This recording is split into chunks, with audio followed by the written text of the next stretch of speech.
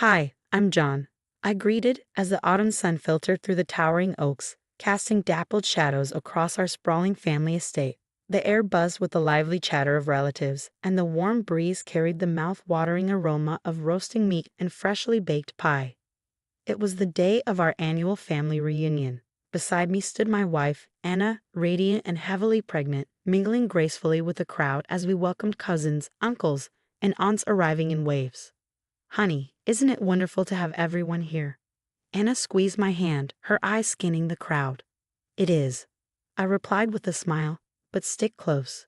You know how Mom can be. I whispered, nodding toward my mother, Helen, as she navigated through the crowd with sharp eyes, always assessing. As the day wore on, the initial small talk gave way to deeper conversations. My ever-cheerful sister-in-law, Julia, joined us by the edge of the garden, her presence offering a welcome buffer against Mom's increasingly watchful gaze.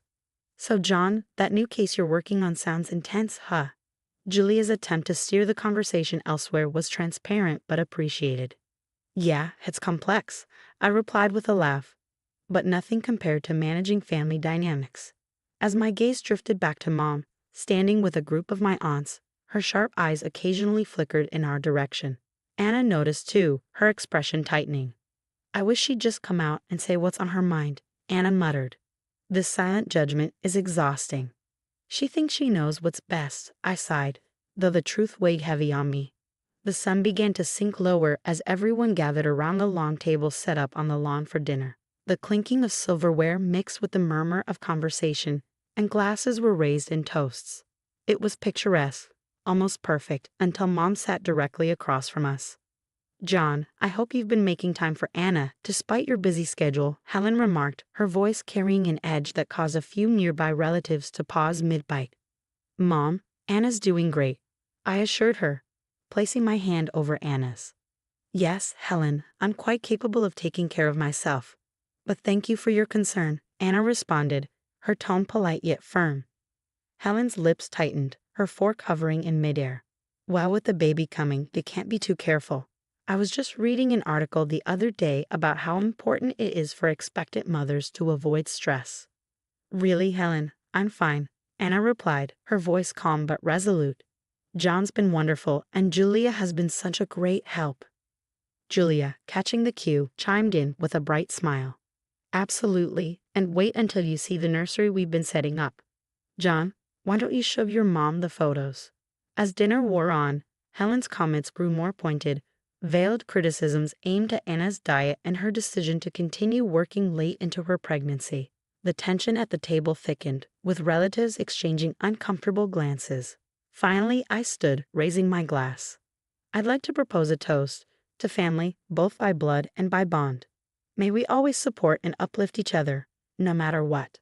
The glasses raised in agreement, and for a moment the air lightened. But Helen's tight smile as she sipped her wine hinted that the evening's peace was fleeting. As night descended and dessert was served, the warmth of the reunion cooled under a lingering shadow of unease. The earlier laughter and stories faded, replaced by tense shuffling as we moved inside for dessert. Anna, wait until you try the lemon tart. Julia's been raving about it all day, Aunt Margie said, her cheerful tone cutting through the stiffness. I'm sure it's wonderful, Anna replied, her arm linked with Julia's as they ascended the staircase together. But behind them, Helen's eyes narrowed, mistaking Julia for Anna due to their similar dresses. Her steps quickened, driven by a dangerous mix of resentment and misguided protectiveness. I need to speak with you, now Anna. Helen's voice, sharp with urgency, pierced the air, but it was Julia who turned. Helen, I thank you. Julia began, but there was no time for explanations. In a swift, impulsive movement, Helen pushed her, sending Julia tumbling down the stairs. The sound of her fall was a terrifying symphony of gasps and a heavy thud. Julia, Anna screamed, rushing down the stairs as the family recoiled in shock. Helen stood frozen at the top, her face pale as the gravity of her mistake sank in. I pushed through the crowd, my legal instincts kicking in through the personal horror. Call an ambulance. Now, my voice cut through the chaos as I knelt beside Julia, assessing her injuries. Why would you do this, Helen? Anna's voice trembled with a mix of fury and fear. She's your niece. Helen's hands fluttered helplessly, her voice stammering. I thought she was you. I just wanted to talk. By pushing her down the stairs. My voice was cold, my eyes searching hers for some explanation that made sense. As Julia was rushed away on a stretcher, moments later, the house fell into a somber silence. John took Helen aside, his voice tight with a mix of disbelief and authority. What's going on, Mom? Your behavior tonight wasn't just out of line. It was dangerous. What did you think Anna was going to do? Helen wrung her hands, her voice a shaky whisper. It's all those articles and talk shows. They say some women trick men, trap them with pregnancies. I thought she was manipulating you. John blinked in disbelief. Manipulating? Anna, she's my wife, Mom, and we're having this baby together. How could you believe something like that about her? I got scared, Helen muttered, her eyes downcast. Seeing her, or who I thought was her, it all just came rushing back. John ran a hand through his hair, struggling to reconcile the protective mother he had known with the woman who now stood before him, consumed by irrational fears. Anna needs me. Julia needs justice. We're going to deal with this, but right now, I can't even look at you. He turned away from his mother and walked back to Anna, who stood by the door with red, swollen eyes. As they awaited word on Julia's condition, John's resolve hardened. The night air, thick with unspoken words, mirrored the family's shattered trust. The festive atmosphere of the reunion had dissolved, replaced by the grim reality of the consequences of a misunderstanding that nearly cost a life. At the hospital, the sterile hum of fluorescent lights echoed in the narrow corridor as John paced outside Julia's room. Inside, Anna sat by her sister's bedside, holding her hand as the quiet beeping of medical monitors filled the room. The weight of the night's events pressed heavily on John's mind as he considered the next steps. Returning from the security office, John held a USB drive in his hand, the small device loaded with undeniable evidence. I've got the CCTV footage from the house, he said, his voice low but steady. It's clear. Helen saw Julia, mistook her for you, and pushed her, no hesitation. Anna's voice trembled. Why would she do this, John? It doesn't make any sense. It was deliberate, Anna, he replied.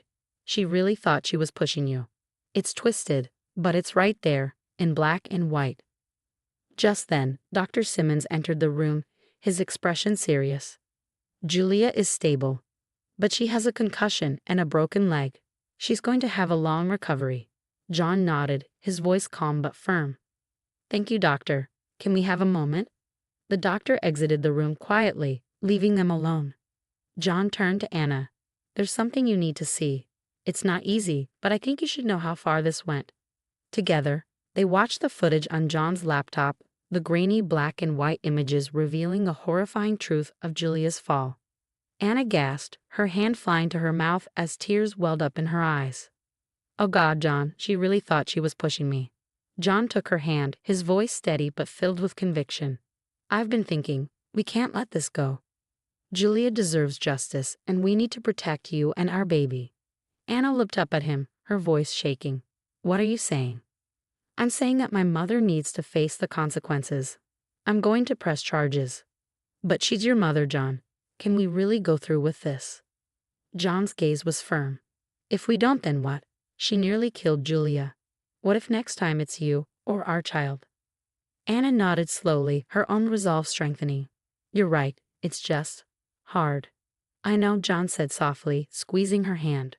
But it's necessary, for all of us. Leaving the room, John made some calls, reaching out to the family attorney and laying out the situation. His voice was resolute. Yes, I understand the ramifications, but I can't let this slide. She has to be held accountable. Back in the hospital room, Anna's phone buzzed with a text from her brother-in-law, Michael, who had just heard about the incident. Is it true what happened? Is Julia okay? Anna quickly replied, explaining the situation and John's decision.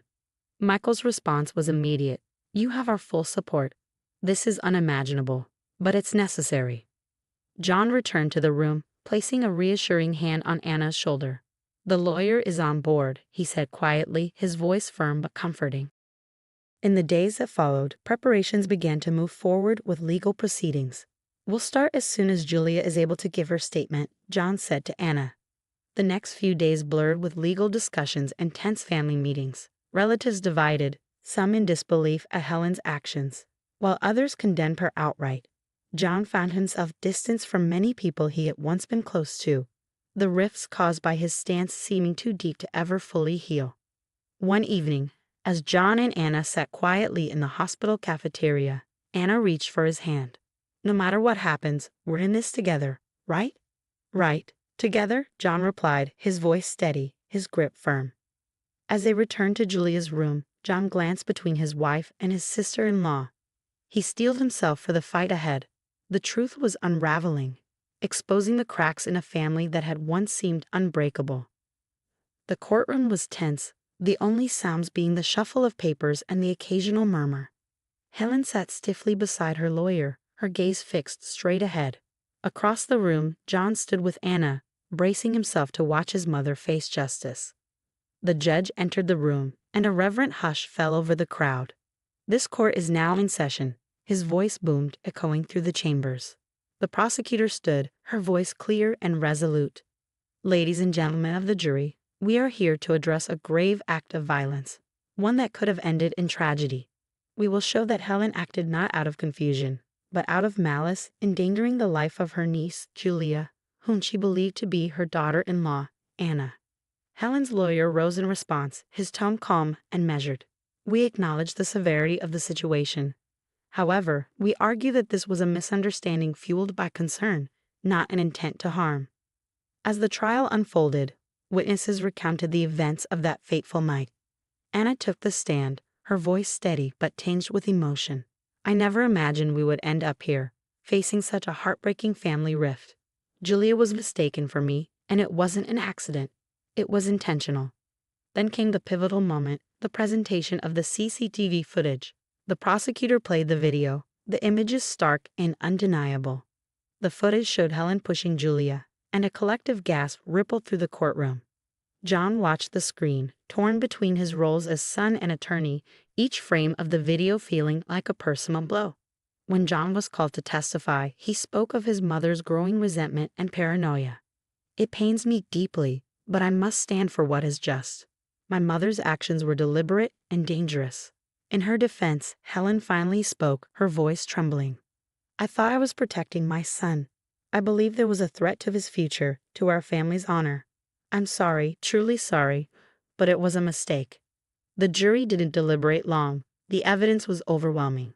Soon, the judge was reading the verdict. Based on the evidence presented, the jury finds the defendant, Helen, guilty of aggravated assault. The judge announced Helen's sentence: years of probation and a restraining order to protect Anna and her unborn child. The finality of the judgment echoed through the courtroom, settling like a weight on everyone present. After the trial, as the crowds dispersed, John and Anna stood together outside, the tension of the past weeks lifting slightly. Anna looked up at John, her eyes a mix of sorrow and relief. "It's over, but how do we move on from this?" John took her hand, his voice resolute. "We rebuild. Together. We focus on our future, on our family. We make sure our child grows up in love, not resentment." Their commitment to each other and their future child was unshaken, even as they navigated the aftermath of a family fractured by fear and misunderstanding. And that concludes their story. It's been a long, difficult journey, but it leaves us with a question. If you were in John's position, would you press charges against a family member to uphold justice? Or would you find another way to resolve the situation in order to preserve family bonds? It's a tough call, one that balances moral duty and family loyalty. What would you do? Please share your thoughts and experiences in the comments below.